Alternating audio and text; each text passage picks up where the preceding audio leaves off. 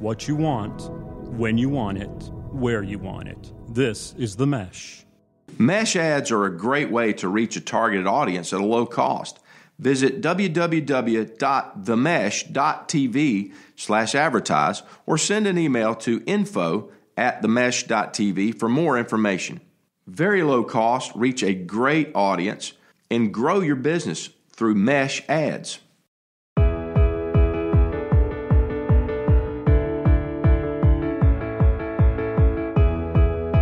Hello, everyone, and welcome to The Forecast. We are your connection to the who's who in the game of golf. We hope to make you laugh, learn, and win, and grow your golf IQ. I'm your host, Alan Burton, Director of Instruction for the Alan Burton Golf Academy at Lake Hickory Country Club in Hickory, North Carolina. I'd like to thank all our listeners for tuning in. Find us on themesh.tv, all your favorite podcast platforms such as Apple, iTunes, Spotify, Stitcher Radio, iHeartRadio, and Google Play. And be sure to check out all the other shows on themesh.tv, all produced right here in Western North Carolina. I'm very honored and really excited to have a guest today. Today's episode with Brian Jacobs. Brian is way up north in Rochester, New York this morning, joining us. And Brian has been a golf professional for over 20 years. He's been teaching the game of golf to all skill levels. He's been on the Golf Channel numerous times. He's voted best teacher in the state, best new instructor, certainly a lot of accolades to speak of. And Brian, you know, you're joining us today for a couple of reasons. We were brought together by a mutual friend of ours, Mr. Bryant Shuford. He mentioned you as a great podcast guest. I'm excited to have you on, man. Good morning. Thanks, Alan. Thanks for having me. No, I'm excited to be there, and I like the intro, the who's who in the game of golf. It's a privilege to be considered part of that group. Well, that's exactly what we try to do. We try to reach out to the movers and the shakers in our industry who love and teach and share the game. And, you know, certainly your passion for the game is unparalleled. So I'm glad you're here, and thanks for being part of the show. So you guys say you're getting a little snow up there this morning.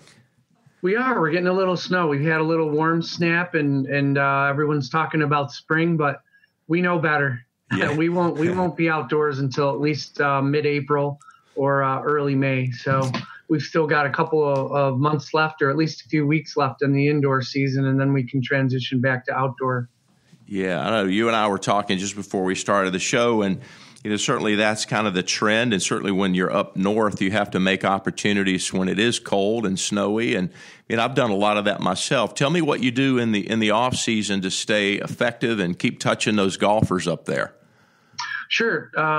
So all the programs that I run are all one-on-one, what we call high-level coaching. So we do practice along with coaching sessions. So our students are very programmed into being with us years instead of days. The one-off lessons we hardly ever do. We generally start our students with the new student assessment, and then we can build their programming from there. So when we get to around the middle of October, we start to transition back indoors. So I've been very fortunate. I forged a relationship with Club Champion, which just opened in our area. So it's very much a symbiotic relationship where my students are able to get professional fittings and purchase equipment there because I don't own a concession, along with being able to be utilized TrackMan. That's on the east side of the city. And then I have access to a golf sound simulator on the west side. So if we ever do want to have play or have a foursome, then we utilize that. And that's at a physical therapy business. And so we can prescribe for injured athletes or athletes that want to do better or prevent injury. We can also lead them to that business. And so I have a lot of really great relationships up here in the area, so we can offer quite a bit to the student. And they're willing to travel, up to an hour sometimes to see me at either facility, which is pretty cool. Well, that's certainly a very similar approach to how I look at it. I think golfers, a lot of times they come to you and they ask you, hey, how much is a lesson? And I usually give them the same report. I say, well, a lesson is $1,000, But if you minimum, yeah, exactly. But if you want to book a series of 6 1-hour coaching sessions, I can do that for about $625. And they go, well, how in the world are you cheaper for, a coaching package than you are for a lesson? And I respond by saying, well, if you want a lesson, you must be expecting a miracle. So you should have to pay. Right. You should have to pay for one. Right. Exactly. No, exactly. I feel the same way. I have a good friend that taught in China for a long time, and his hourly rate for a single was $700. Yeah. But then when he went into his coaching, series or his performance packages, it was $200 an hour. And he said he got a lot of questions as to why that was. And he said, well, number one, he said, you're going to be, trying to extrapolate everything I know in an hour. And so it's going to go way over it. Number one, he goes, we can't cover everything I know in an hour. And he said, and you'll never be back. He said, which is sad. We don't get a chance to develop a relationship. He said, so you have to pay for that time and that experience. And so I've thought a few times before about raising my hourly up to, that 5, 6, 7, 800, 1,000, 2,000, just to see, how the market would react to it. And it's just very, very interesting. I had a call last week, even someone said, well, I just want to come in for lessons. This is what's going on. And I said, well, if you already know what's going on, why can't you reverse it? And just dead silence on the telephone, and he's like, well, I watch the internet a lot. I go, you're not answering my question. If you know what's happening and you've assessed yourself or diagnosed yourself properly, why can't you fix yourself? Why can't you fix your critical error? I said, you're on the internet and you're looking around and you're scouring it for something that you think applies to you. I said, either you think you misdiagnosed yourself or you're looking for the magic bullet. Either way, it's bad. So I said, why don't we start with the new student assessment? We'll assess what you're doing. And through my experience, I can guide you into the programming that I think will fit you best. And I said, look, I'm a parent of 2 girls. I said, I understand it's expensive. I said, but when you really look at the end result, I mean, how much is too much really when you look at it? For your enjoyment of the game, for you to know for a fact this is what's happening. And so he's actually coming in this Saturday. I was surprised because he said, well, I watched your video, I think you're great. And I go, well, you don't know me. You've seen my highlight reel. Which is a challenge we have too. Everybody sees an instructor's highlight reel and they think that's their real life and they know them and everything else. And I said, when you come in, I'm going to be choosing you more than you're choosing me. I want to see if you fit the culture that I have and if you're open to instruction and if you're willing to put in the work, then it's going to be worth the money that you spend. But if you're not willing to put in the work and if you're not willing to be to matriculate into the culture that I've built, then we would just part ways at that point. Yeah. I think it's important for the student to understand the level of investment that we're kind of looking for as coaches because, we're not just doing it for the money. It is our career. It is our livelihood. But at the end of the day, we want to help golfers and we've gone about it in our best possible way. I think you and I are similar in that we've got enough experience that we can help someone and that comes with a price, but at the same time, that's it. It's an investment of time, isn't it? Most students. Well, exactly. And the thing is, I learned early in my career too that, and I did a lot of golf schools. I worked with ESPN golf schools for 6 years and saw thousands and thousands and thousands of people and thousands of swings and thousands of different personalities. And the big thing is you have to be able to change their ball flight or they think you're a quack, number one. And then there's ... But for this to change into a behavior, you have to continue on this path. And what'll happen with people, and this as well, that they want to be immediately gratified. And there's so much to this game. There's just so much to this game that, it takes years and years and years and years.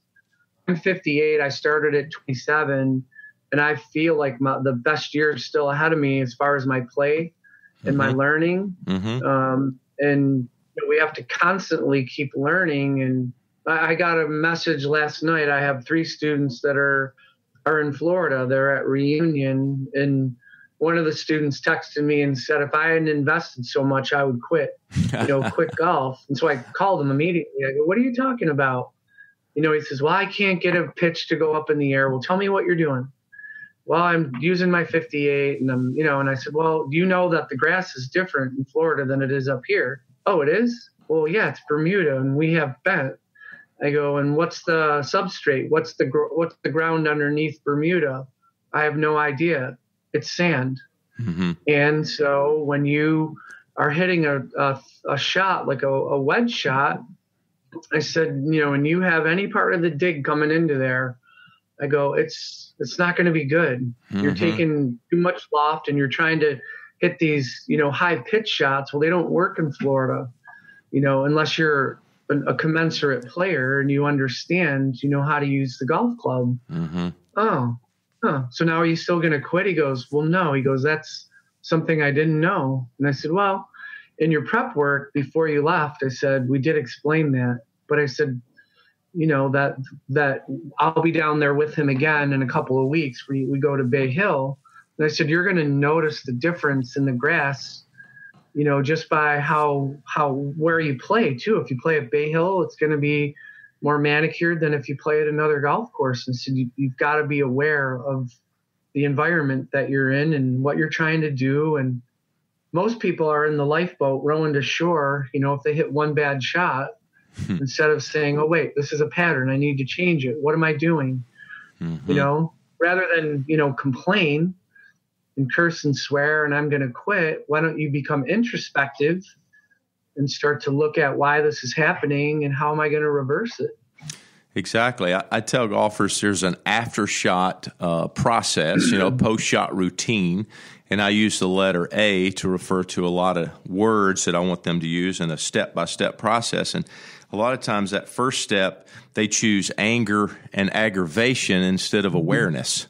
And I go, that's the wrong A words. Anger and aggravation never fixed a golf shot moving forward. So exactly, that's something that I start with. And then from the awareness, for a lot of golfers, they're just not aware of enough things. As you mentioned, your student not being aware that the ground and the turf conditions are going to change the way the club interacts with the golf ball slightly. So you have to adapt. And adapt, that would be another A word to kind of understand the variability that they're dealing with in the game of golf. Are you aware of how to adapt?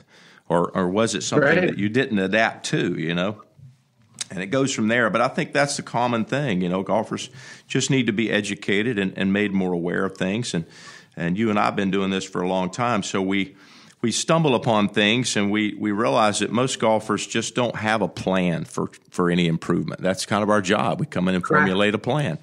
I know you do that well. And, with your experience, tell me what your first assessment is. Is it mostly physical? Are you looking at range of motion? Or are you looking at the golfer's ability to hit a golf shot? What do you start with?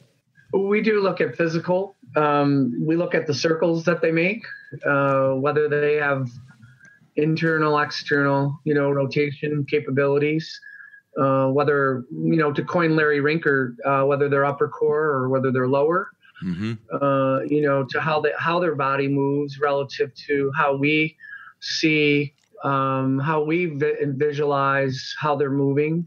We also look at how they visualize themselves or how they see. So if you were to put up a video of someone, I would say to them, well, what do you see?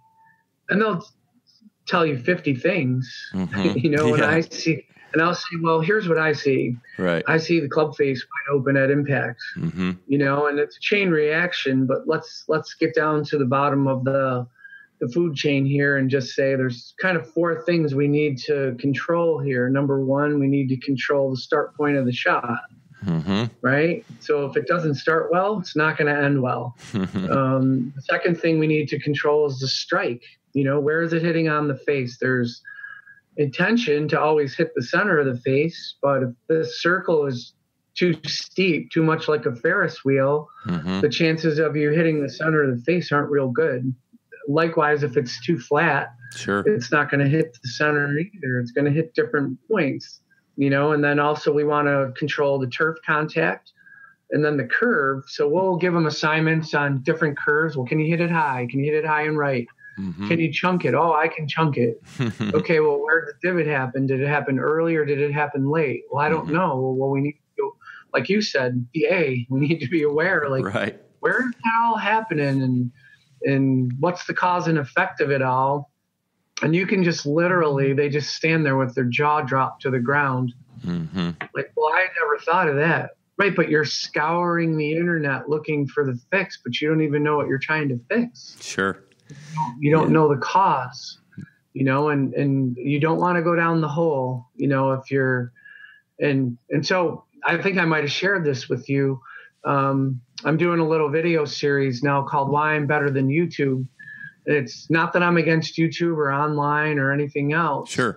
But it's people are so dependent at this time, just looking at, well, that'll fix me. Well, that'll fix me. Well, this will fix me. Well, that'll, and you're like, wow. They come in with these ideas. And one of the first questions I ask is, well, tell me what golf books you've read.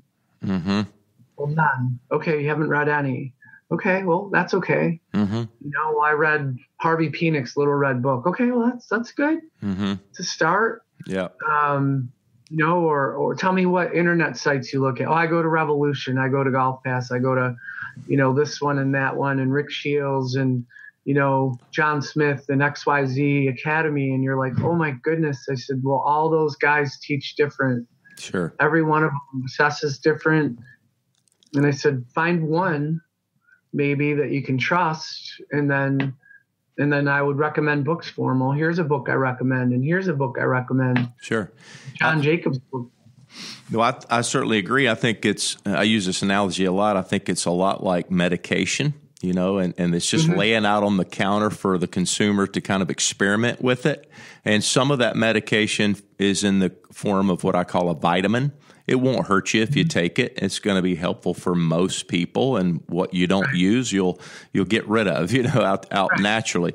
And then there are make you pee yellow. That's about it, right? Yeah, exactly. And then there are some pills in the form of prescription medication that if you take too much of that, it's going to kill you. So golf instruction needs to be specific to the individual, and I think that's where we come in as coaches. And the internet's never going to replace someone like you or myself, hopefully, where the individual is making contact with a person who is, finely tuned to communicate with that individual. And I think that's what we have to do as coaches, is find out ways to communicate our message specifically to the individual in front of us. And they will benefit if we can get that relationship, get the opportunity to communicate over time. I agree. And I think that touch point is still really important, where you're actually physically shaking hands with someone, or someone's physically touching the golf club and moving it for you. If you're working on something technical, then if someone's traveling or out of town or playing tournaments, to have some additional assignments for them to do that's directed by you. But I think, originally when I got into Golf Channel and into the content business, it was content business to help people out. And I think the original intention of content was to bring more people to your academy, to get that physical touch. And now what's happening in the content business is content is strictly to teach, which I think is kind of a scary place to go if you're not with an instructor, to help guide you through that process a little bit. And it's kind of been a focus of mine the last year to really make sure that the content when I'm shooting is to always end with a call to action. Like, this is helpful, but the most help you're going to get is to go see a guy like yourself or a lady, like yourself, that can really form a relationship where you have that bond that you can call them and talk to them, and you can have that trust factor between the two of you. I mean, how often is it that we're coaching an individual and then we move from that individual to another individual, and we might be giving a 180-degree opposite message because that's what the student needs, and it's not so generic. It's like, well, if someone is way underplaying and hitting the ground way behind the ball and topping it and hitting it thin, then the next person comes over at like like they're digging for potatoes in China. You're not giving the same lesson to those two golfers. No, hopefully not. But I've seen that happen before with the younger teacher. And I had that question asked a number of years ago because I done quite a bit of training with Hank Haney. And, well, they said, you're a method teacher. And I said, well, I guess if changing your ball flight is a method, then yes. You know what I said? But, again, you're going to present me with something, and then I might have 7 people that slice it in a row, and you might see that as a method because the message is pretty clear and pretty much the same. Sure. But I said, spend a couple of days with me and see the different people that come. And so it's interesting. In my academy, we have rocking chairs there and a cooler. And so I'll put soft drinks and water and sometimes beer in there, depending on who's coming in. Yeah. And I just encourage the students to stick around and watch, and watch how different people's bodies move and start to watch the game as a student instead of as entertainment. Mm-hmm. And it's really interesting to hear them. Well, they'll watch the tour players and they'll say, oh, they were trying to hit a cut there, or they were trying to do this. I go, now you're thinking. Now you're really a student, and you're not just watching it because Rory's your favorite guy. You're really watching what he's trying to do with a golf ball, and their brain just explodes then. It just opens up this just wonderful, wonderful part of their brain. Yeah, absolutely. And so when a golfer sends a videotape in to us as coaches, I've often wondered how that approach was going to be effective, because one of the things we're missing from a video is what the ball did.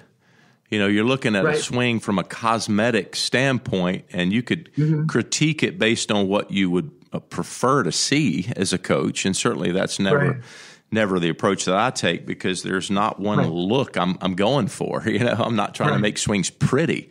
I'm trying to make them effective and for functional, that individual, functional. And so ball flight has always been, the approach. And without ball flight, I don't know how you could really truly help someone play better golf. I mean, I think you and I both agree John Jacobs' statement about what golf really is what the ball does. Golf is what the ball does. And so if you don't see the ball, you can't really coach someone on their swing. And it's always interesting. That's my first question always. Well, what was the ball flight? Well, I don't know. Well, that's where we start. It's tough to assess it. If you don't know whether you hit it thin and left, or if you chunked it and hit it right, or whether it was off the toe or off the heel or off the center, or, what was the height? What was the shape? What was the curve? How did it land? And, well, I don't know. I'm trying to hit it. And I go, I understand that. But at the same part, you can't fix what you don't know. Like, it's the same with our assessments. Players will say, well, why do we have to start with an assessment? And I'm like, well, didn't you do that in your first day of your job? Right. They're like, what? Well, didn't your boss sit down with you and say, well, here's the goal. That's a job description. Here's what you need to do. Mm-hmm. Here's how you're going to get there. And then you figure it out over the years on how to get from point A to point B. But if you don't have a job description, or a path or a vision on where you're going to go, I go, it's going to be pretty much what you're doing, jumping around to different instructors and not getting anywhere. Yeah. And now I'm your last hope, because you've gone to 40 different people. I had a guy a number of years ago, if I could share, he had notes upon notes upon notes of 30 years of notes of all the instructors that he went to. And unfortunately, he's passed away, but he had terminal cancer. And he said, I got about 8 weeks to live. And I said, well, what's your goal? He goes, I want to birdie that hole right over there on the golf course. And I said, okay, well, that's going to be our focus. And I said, he got to the point where he was a smoker and he had lung cancer and he could barely breathe. But we went through an 8-week program with him roughly. And, I saw him just about every day. And I just said, look, you need to be here every day. And he says, well, is it once a week enough? And I'm like, well, not with the window of time that we have. I said, it's not a question of changing a technical error or something else. It's how you think and how you move, and we're going to get you there. And so I used to base it on his energy level and how many balls we'd hit and whether we'd play or whether we'd talk or drive around in a cart and strategize. And so about 6 weeks into the process, he was feeling good. He had a good energy day. And I said, today's the day. We're going out there. And so I took him out to the 10th hole, and it's kind of an elevated tee shot down to a little, just a little bit of a dog leg right to an uphill, big green, and piped his drive. I said, we're going to take it, just like we planned, right down the left side, so hit a beautiful tee shot. And the second shot, he sculled it, but he got it up near the green and he pitched it in, and he made a birdie. Two weeks later, he passed away. And when I went to his memorial, his wife gave me a book, and I'm like, what's this? He goes, this is Jack's notes from all the lessons that he took. And at the very end of it, he wrote down, I wished I would have seen Brian Jacobs first, because I wouldn't have had all these, so I was like, wow. That's probably the greatest tribute ever in my whole career of coaching. But it taught me so much about just talking to people and hearing what their preferences are and what their goals are, and how I can mesh in with them, and why assessments are so important, in our business, rather than just walking out and saying, okay, well, today we're going to do this. Instead of listening to them, because they all have a pain point, and that's our job, is to change that pain into joy. And then they'll have another pain point, and then our job is to change that pain point into joy. And so I look at it like we're doing a lot more than just teaching golf. We're helping them with their life. I don't know if you've ever seen that sign before, PGA Professional, where it has like 50 different careers that we really do. And I think as an instructor, we're so much more to these students than just, hey, an hour interaction, and, we're the best part of their day. And so it's important for us not to mail it in, ever. So when they show up, that we make that the best part of their day, that we're happy, and that we're cautious in what we say, and we take them down the correct path, and that we can show them results. And that's why that assessment to me is so important, because we keep relying back, saying, here's where you were, here's where you are. Yeah, why did it take so long? Well, it's just the learning curve. If you're going to play piano, you can play chopsticks in 5 easy lessons, but if you want to play Beethoven, it's going to take us a while, and that's the way I look at it.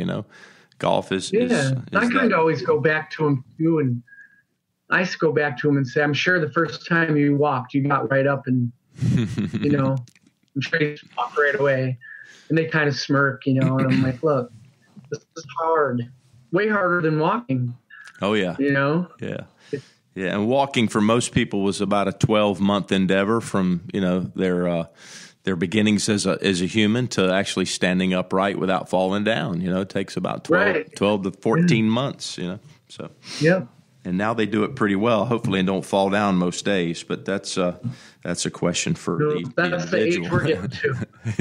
Yeah. We're going back the other way, right? We're going back to fetal position, falling and crawling again, unfortunately.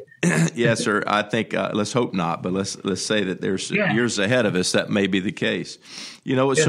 It's powerful how you mentioned the skill of listening as a coach, and I think that's really great to remind ourselves each day. That's really what we're doing. The more we can listen and tune into our student, the better we're going to help them with their specific goals. And they may have a goal completely unlike yours as a coach. You may assess and think, well, gosh, this person needs to do this with their golf swing. And like you said, maybe all they want to do is birdie a golf hole, or maybe all they want to do is play without embarrassing themselves among their friends. And, so it's just the way it is.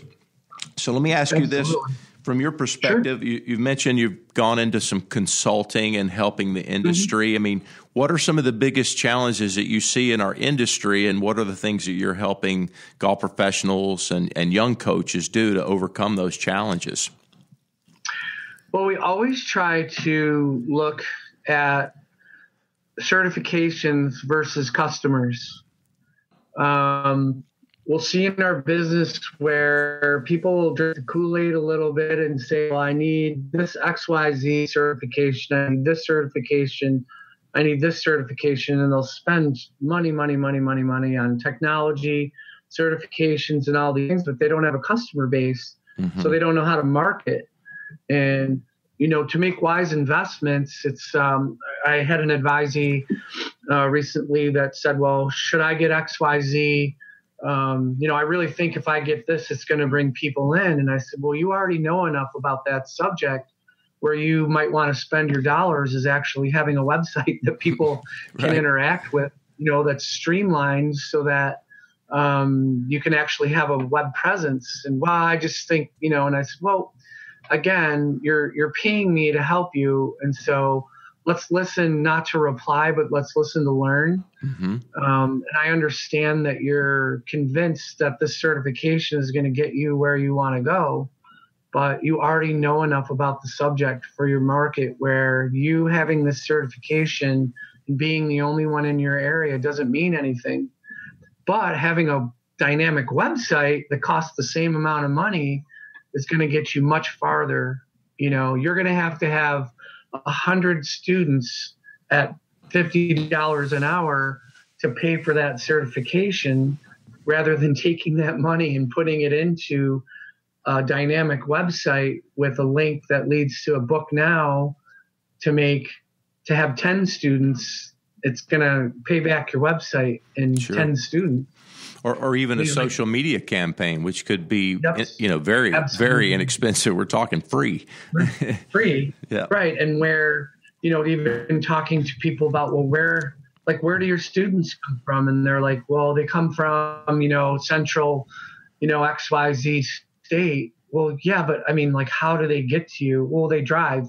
Well, no, what drive you? And they're like, well, they're cars. Okay, well, are you, and you're like, trying to get them to say, well, social media, and they have no idea what it is. And they're like, well, I don't do that. I don't like to get on there and it's bad. And I go, no, it's good. And I said, you need to look at analytics and see if you're doing Facebook or look, I get Facebook, people put food pictures and they talk to their friends, but it's a dynamic business tool. And if you start to look at analytics, and how much time you're giving, per student that you're getting, the payoff is phenomenal. Right. Instagram, I post through Instagram and it goes to Twitter and Facebook, but Facebook is really what drives people, my demographic, to me. And so when I look at analytics, if I'm going to do a campaign, that's how I do things. I'll put a little bit on IGTV. I'll do a few organic posts, and then I have an agent also that will do some posts for me. Where I spend dollars to do campaigns because he's in that space and he understands how to get people to click through to my website and sign up. So as we're consulting, or as I'm consulting, really looking at them as a business, saying, is this a hobby or a business, first of all? Because with most people in our not yourself, but a lot of people look at it like it's, well, if I just put the sign up and, people are going to come in. It's not how it works anymore, unfortunately. And the jobs where the instructors are at clubs, and they've got a captive audience, those jobs a lot of them are going away. A lot of people are moving off site. They're moving into indoor facilities so that they can control their destinies a little bit more. Sure. And they can keep their percentages down. And rather than pay maybe a club for a cart and turf and balls, they're going to pay rent and be able to be open as long as they want, take as many people in as they want, and make as much as they want. And so it all depends on their business too. But we always struggle with the certifications in technology versus social media and a great website. Sure. Yeah, and it's a person's brand, and they have to make some decisions as to how they want to brand themselves. And certainly marketing is a lost art for a lot of folks that come out of maybe a PGM program, and I'm not sure marketing was really one of the subjects. I'm not sure for for most if they've had much exposure to the concept. I mean, for me, I'm an old school guy. I'm a grassroots guy. I used to get out on the range and just try to talk to people and build my business from some old school approaches. And as you get busier, there's definitely less time because you got a full lesson book. You know, it's tough to get out there and market. You have to have someone out there doing it for you. And certainly those social media campaigns can be marketing for you while you're still teaching and working with your clientele. You know, I used to do a drawing in a golf shop. I would put a fish bowl out on a nice decorated table with a proper skirt and my logos and stuff everywhere, and just say we're having a drawing for a free driver at the end of the season, and so you could get a lot of leads that way. Sure. I would call every one of those leads and say, hey, you got an invitation to a free golf clinic Saturday morning. That's what you've won.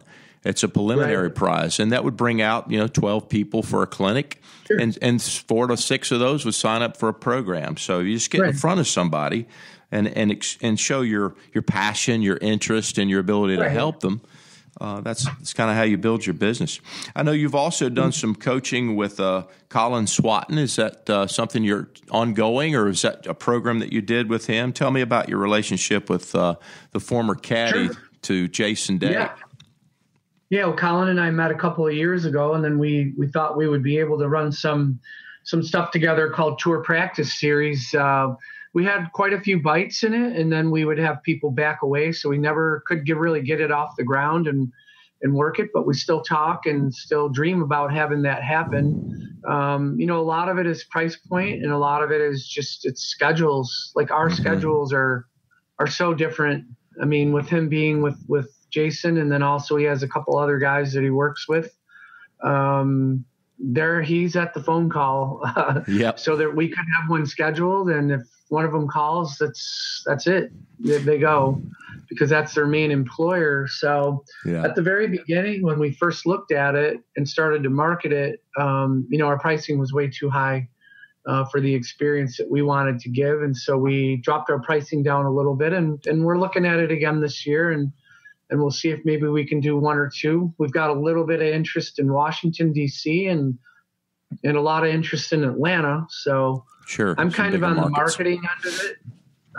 So we'll see what happens. It's definitely an interesting concept. And I think when someone hears Colin's name, there might be this impression that, not approachable, or it's going to be, oh my gosh, I'm not good enough to go to this. It's a tour school, but we really, really accentuate the fun part of it, and that any skill level can come, to the day. And it's really, at the end of the day, it's a great experience. We spend the whole day with them. We do a meet and greet at the end of the day. And generally those will either benefit youth golf or a charity in the area. And that's led into some speaking stuff for me, which has been great, where one of the clubs in Washington has a speaker series.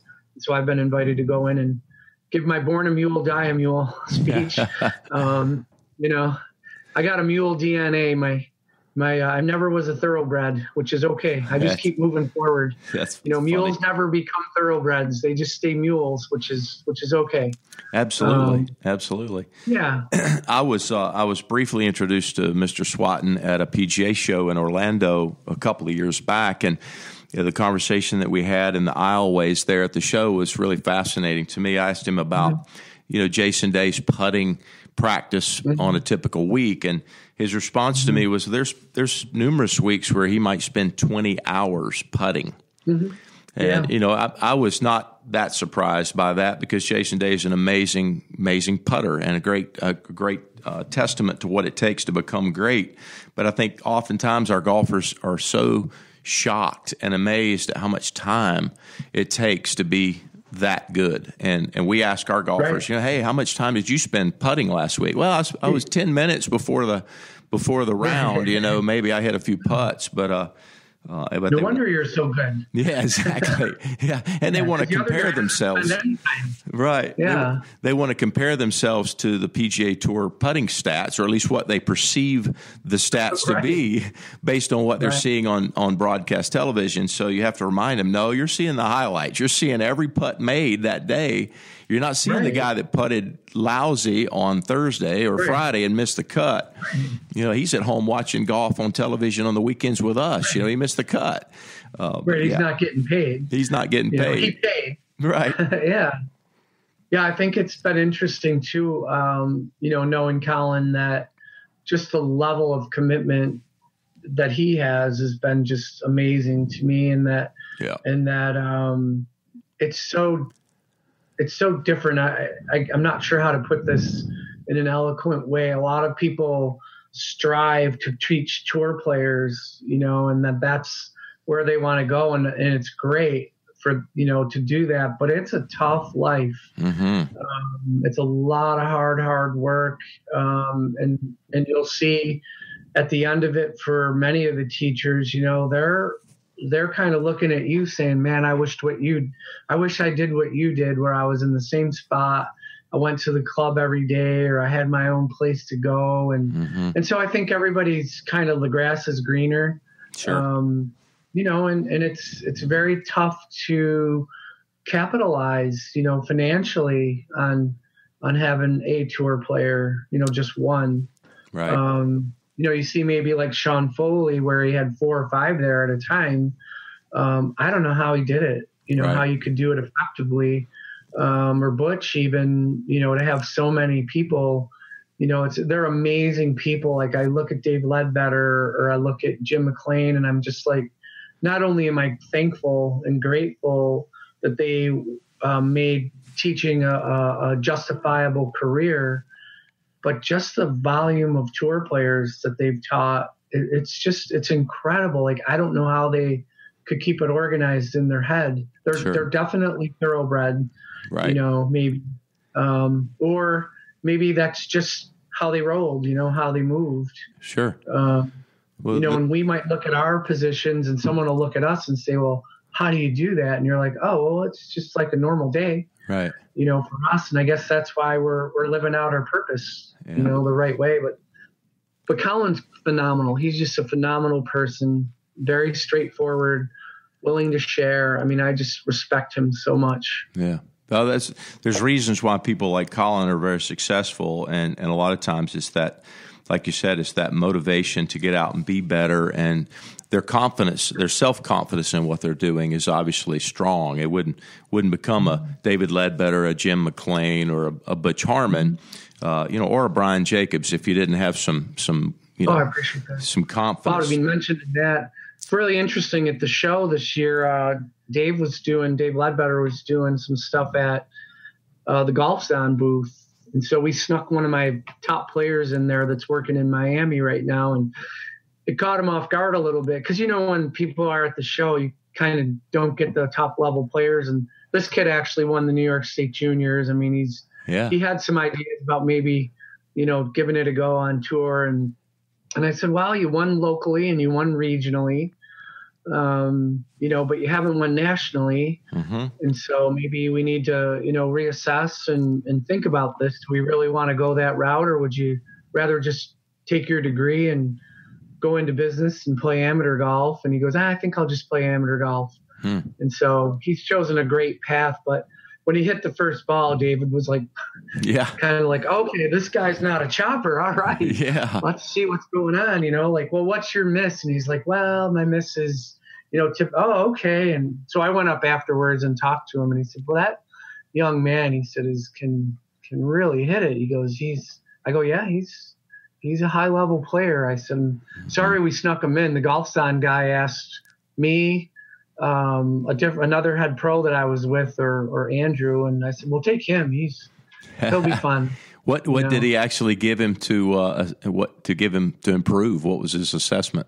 Well, I think as a teacher, he gave him the same exact thing that we work on. Andrew has a tendency to get under the plane. Yeah. And then he has to save the shot, so he hooks it a lot. So we get him to feel a little bit more connected with his elbows, at impact. And so, in general, just having the club move a little bit more out to in and into out, and sure. and lean in a little bit more. And so Andrew, his name's Andrew Fidel, he came over to me afterwards and said, "That's the same stuff that you told me." I go, "Well, he told you a different way." Yeah. And I go, and obviously, he's not a bad teacher, so sure. it might be good to listen to him. Yeah, right? Absolutely. But it made me feel good that I was seeing the same things that he was seeing. Yeah, and I think golfers often just don't realize how much golf is like Goldilocks. You're either too much of something or you're not enough of something, and it's you continue to do what Goldilocks did, and you'll eventually find what's just right. And that I always tell my kids, I say Goldilocks is in the LPGA Hall of Fame for that very reason. She never gave up until she found what was just right, and you have to assess yourself, but you also have to know which way you're trying to move it. Which way you're trying to move something. Exactly. Yeah. And it's okay to make mistakes. Yeah. If you make mistakes and like I ask my students, to curve the golf ball. And if you thin it, chunk it. If you hook it, fade it. If you hit it high, hit it low. Well, why would I do that? So that you know what square is, so you know what good is. Right. I said, you hit every shot under the sun except a good one. Yeah, but I'm trying to hit a good one every time. Well, you can't. The best players in the world don't even hit it good every single time. Yeah, mistakes are part of the game. Yeah, mistakes and being able to assess those mistakes. My dad said it like this. He said, "Son, you're going to make mistakes. Just keep making new ones." Yeah. Right, exactly. It's like I love that. Yeah. I'm going to write that one down. Yeah, and that's the way it's always is for a golfer. It's a game of mistakes, and managing those mistakes is what makes someone a real champion, and understanding and assessing those errors. So, we've had a great conversation this morning, Brian. I tell you, you're a mover and a shaker in the industry. It's been a pleasure to have you on this morning. And before we leave, I would probably say, with the winter still kind of in the grips up there in Rochester, what would you tell the golfers in the same situation to get ready for the season? What do they need to do at this moment right now to have their best golf ready for spring 2020? What do you want them to do? Yep, I would say don't wait. Get training right away. Address physical, flexibility, and also your technical. This is a great time to break down any technical flaws that you have. And train, get with an instructor that has an indoor facility and let him or her set you up in a program, and you're going to be a lot better off when you hit your first tee ball outdoors in April or May or June, whenever we get outdoors. There'll be a higher level of confidence. And I would say, again, don't wait. A lot of people are sitting around and the time slips away and it's going to be March 1st, Sunday. Right. So we're literally 6 weeks from the season, and if you keep sitting the way you're sitting, you're never gonna get forward. You're never gonna get ahead. That's right. I could not agree more. I think getting golfers off the couch and into some training is the best thing, and do it right away. Reach out to that coach in your area that has an indoor facility. If the weather's not great right now, don't wait for springtime and birds to chirp and the Masters to come on television. Be ready. Mm-hmm. It's too late. Done. Yeah, absolutely. Season's over. Yeah. So we call it winners win in the winter up here. And so if you want to be a winner, you train in the winter. And I can show people data for years and years and years of teaching indoors where my academy doesn't represent the national handicap of lesson takers. We're 3 shots lower. Fantastic. And people will be like, well, how does that happen? Because these people train. Right. They get after it. Right. Tell people, I tell them all the time, is you got what it takes, but it's going to take all you've got. And sitting on the couch is not going to get you where you're trying to go, as a golfer. So that's great advice. Absolutely.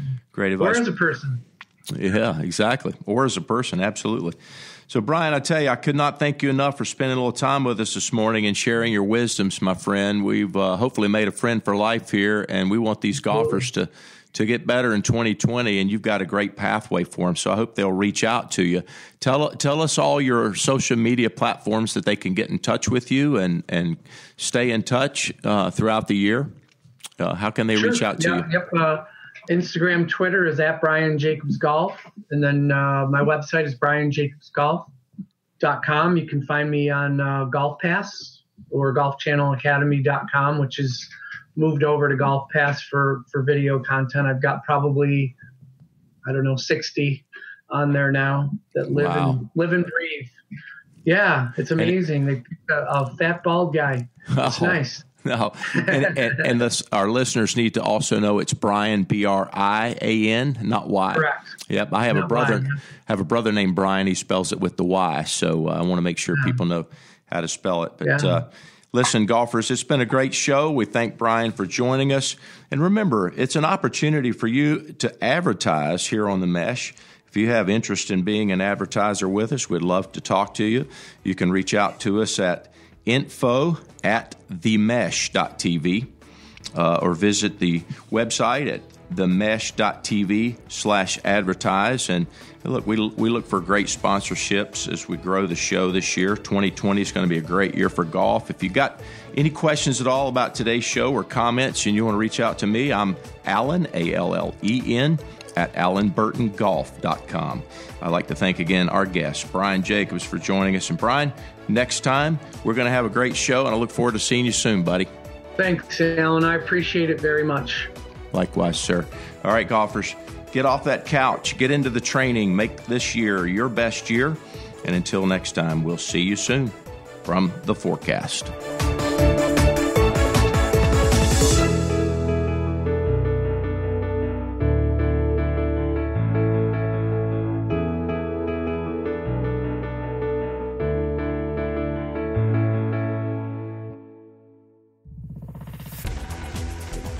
You've been listening to The Mesh, an online media network of shows and programs ranging from business to arts, sports to entertainment, music to community. All programs are available on the website as well as through iTunes and YouTube. Check us out online at themesh.tv. Discover other network shows and give us feedback on what you just heard.